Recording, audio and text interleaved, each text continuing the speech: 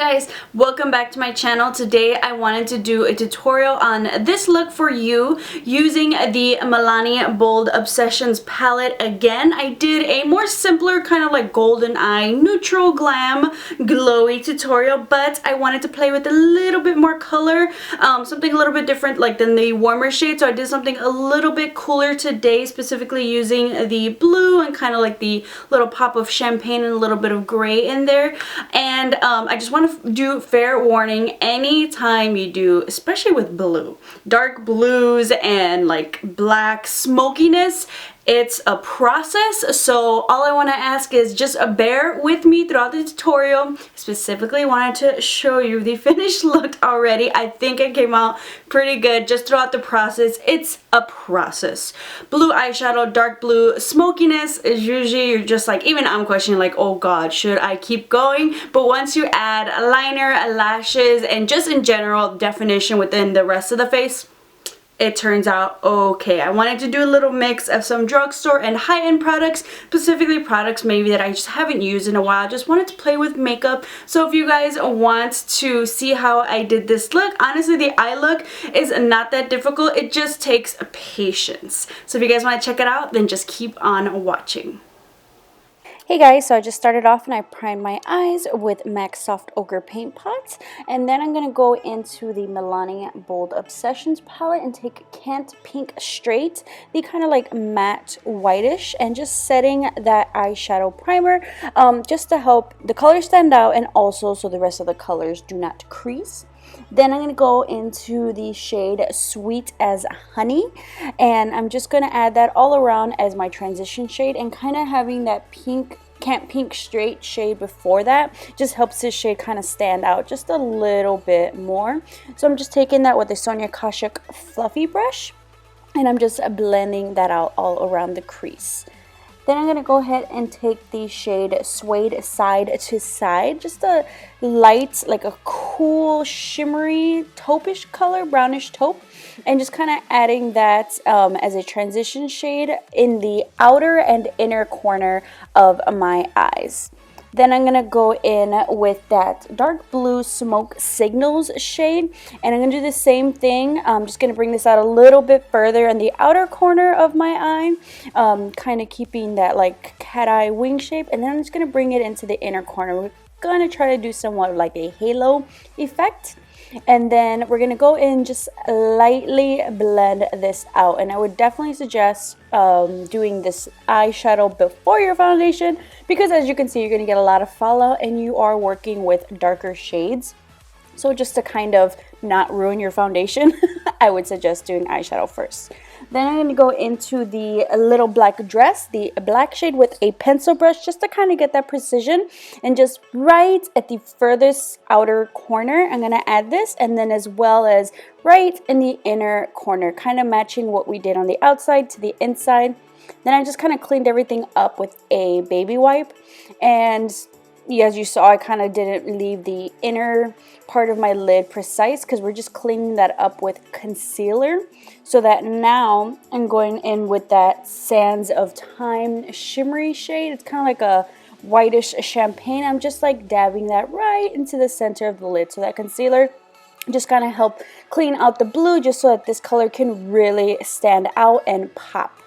I'm going to go back in to that shade Sands of Time, and actually no, this time I'm going into the Slate All Day, and this is just going to help transition the blue into that like pearly white shade, just so it's like a better on the outer and inner corner, or not inner corner, inner part of my lid. And then I am just going in with some extra blue, you know, for any of the color that kind of like fell out when blending. But then again, we're going to blend one more time. So it's just adding and blending to your liking. Then I'm going to go in with my NYX Matte Liquid Liner. And I'm going to add my wing liner. I think this look looks great with wing liner. Honestly, you can even just do a really beautiful pair of lashes, and I think you'll be set. But, you know, I wanted to do a little bit of wing liner for this look just to bring it together. Then I'm going to go ahead and take the NARS Natural Radiant Foundation. This is the foundation I'm testing out, and I should be doing a review on it soon. And I actually picked up a color that was way lighter, so now I picked up this one in the shade Fiji. But just adding it with my beauty blender, and I feel like this color does oxidize, so it won't look as light as it does now and with the lighting and stuff. So I think this one matches me a little bit better, but I feel like maybe I could have gone one more shade, but that's, you know, that's the hard part when buying foundations online. So just kind of adding that, and then I'm gonna go in with my Makeup Revolution Conceal and Define Concealer. I just did a review and demo on this concealer. If you guys are interested, you know, have been interested, there's been a little bit of talk about it. It's only $7. I'll link that review and demo down below if you guys want to check it out. I believe this is the shade C4. I picked up C4 and C5, and honestly, just, you know, depending if I'm going for a brighter eye look, which I am doing here because we have a lot of darkness going on in the eye, so I really want to make sure I have brightness under my eye and then around my face, just to help with like that shadows of the darker eyeshadow smokiness going on. So I just want to brighten up underneath the eyes and just blending that out with my beauty blender, which honestly, if you have not bought a beauty blender dupe type product, you should definitely do it. It's the best thing ever. Then to set that concealer, I'm going to go in with my Kat Von D Shade and Light palette. I'm thinking the eyeshadow palette. I was like, wait a minute. And I'm just mixing the yellow shade and the really bright lighter shade and just patting that under my eyes. Not swiping, I'm patting that to help set the concealer. Then I'm taking the Rimmel Insta Duo stick. This is their contour and highlighting stick, and I actually just did a review on them on this product as well, so if you guys have been interested, it's only $7. Everything's $7 these days. But if you guys want to see if you guys like cream contouring a lot, I did kind of, you know, give my thoughts about it if you guys want to check that out. And I definitely like blending out cream contour products with a dual fiber brush first, and then going in with like a beauty blender just to kind of really give it that seamless finish. So here I'm just using the dual fiber brush just to kind of blend that out, and this is a shade medium in case you guys are interested, which I think is pretty good for my skin tone. So if you're like on the lighter side, I would definitely say medium is a good choice, as opposed to maybe the light probably would have been a little bit too light. Once again, cream contouring isn't necessary, but every once in a while I just want to play with it, check it out, you know, especially if you're going for a more glam look, or if maybe you're not a fan of powder bronzers and contours, you can always go this route instead, which is actually pretty good for dry skin like mine. So just patting that around, getting that set with my beauty blender. Then I'm going to go in with the L'Oreal Voluminous Carbon Black eyeliner. And I'm just going to align my waterline. Since we are doing smoky, why not go all out? This is probably one of my favorites eyeliner pencils. This stays all day and it does not get all over my contacts, so I can definitely still see. Now I'm going to take the e.l.f. translucent powder, and I'm going to add an excessive amount underneath my eyes. I'm not particularly baking, but this is just going to help prep my under eyes because I'm going to add shadow on my lower lash line, and I know I'm going to get some fallout. So this will catch all that fallout. I'm going back in with that smoke signals, and this way I can just do it easily, comfortably. You can go in and maybe hold like a napkin or a tissue underneath just so you don't get that fallout, like I said, all over your foundation. So this way it just lands on that powder and then you can just wipe it away. So you can add that smokiness.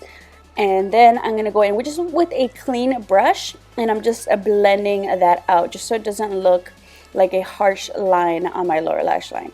Now I'm going in, just a clean brush, and just wiping away that excess powder that I used to catch any fallout from the eyeshadow. So this is just an easy little trick, you know, if you are going to smoke out the lower lash line. Just a way to figure that part out. Then I'm going to take my Sephora bronzer, contour bronzer, in the shade, I think this is Los Cabos.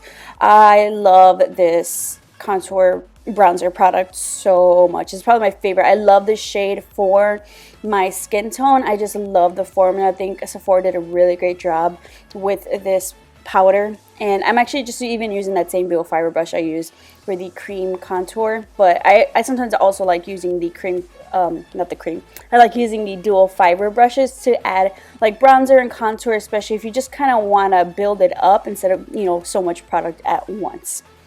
And I'm just going to go in with a little bit more of that powder, that translucent powder, and just kind of clean up underneath, just so I can get like a really nice, not totally sharp line, but we can just get some little sculpting going on there. And then I'll just clean it up with my Clean Face Dual Fiber brush all around.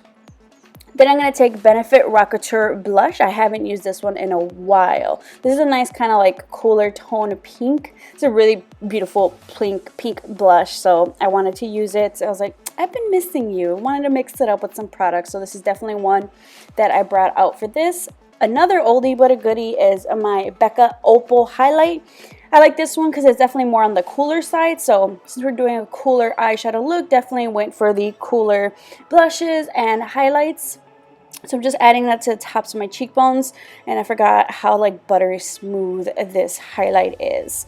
I love it. If you guys haven't tried the Becca Opal, definitely check it out. I also really like Champagne Pop for a little bit more of that champagne warmth, like a gold that works for my skin tone. Champagne, I think that's my favorite type of like closest to gold as you'll get.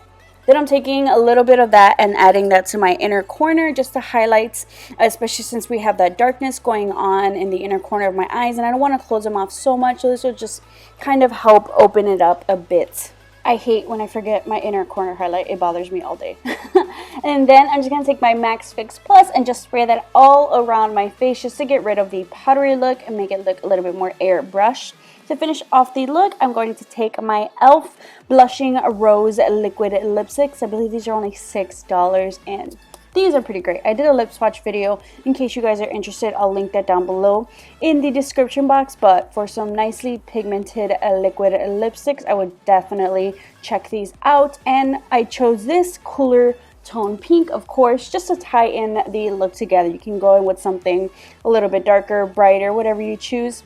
I just wanted to, you know, chill down the lip. That is a completed look. I hope you guys enjoyed. Make sure to subscribe to keep up with some more videos, and I'll see you guys next time.